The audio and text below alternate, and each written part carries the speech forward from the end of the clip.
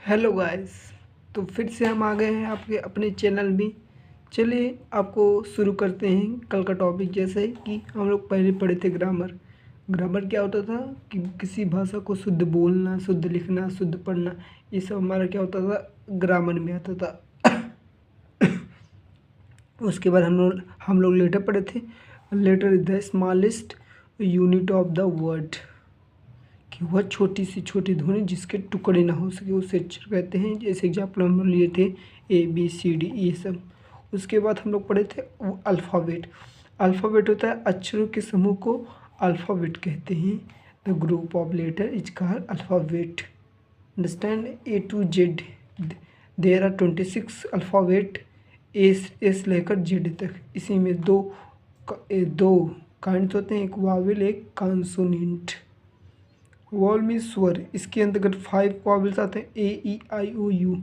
और दूसरा था क्या हमारा, व्यंजन कॉन्सोनेंट। इसके अंतर्गत 21 कॉन्सोनेंट आते हैं। चलिए आगे बढ़ते हैं। अब था हमारा शब्द वर्ड। अक्षरों के साथ समूह को शब्द कहते हैं।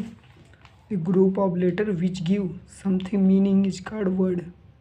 जो कुछ अर्थ दे, ऐसे ही अक्षरों के समूह को शब्द कहते हैं। जैसे boy, cat, apple, mango, etc।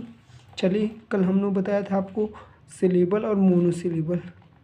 Syllable और मोनोसिलेबल तो हमारा इधर है, देखिए यहाँ पर देखिए क्या है, सिलेबल। किसी शब्द के जितने भाग एक बार में उच्चारण किया जाए उसे सिलेबल कर। जैसे ब्यूटीफुल, ब्यूटी प्लस फुल। और नोट, जैसे हमारा मोनोसिलेबल क्या होता है कि जिस वर्ड को एक ही सिलेबल होता है उसे मोनोसिलेबल। जैसे पेट, बिल, कैट, डॉग, etc।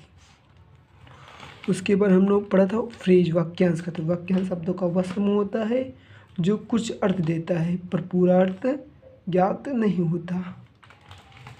जैसे एट द सनसेट, जैसे एट द सनसेट सूर्य अस्त होने पर। इन द क्लासरूम, कक्षा में। On the mount. चलिए आगे बढ़ते हैं इसी पर। ये था हमारा बेसिक ग्रामर, चलिए इस चैप्टर पे आते हैं। चैप्टर अब हमारा स्टार्ट होगा क्या, चैप्टर हमारा स्टार्ट होगा सेंटेंस। अब हमारा सेंटेंस क्या होता है, चलिए आगे बढ़ते हैं। हाँ, हमारा चैप्टर नंबर 2 फर्स्ट है कि सेंटेंस। सेंटेंस की हिंदी होती है क्या, वाक्य। क्या बच्चा, वाक्य। अब वाक्य किसे कहते हैं, ये होता है अक्षरों के समूह, अक्षरों के समूह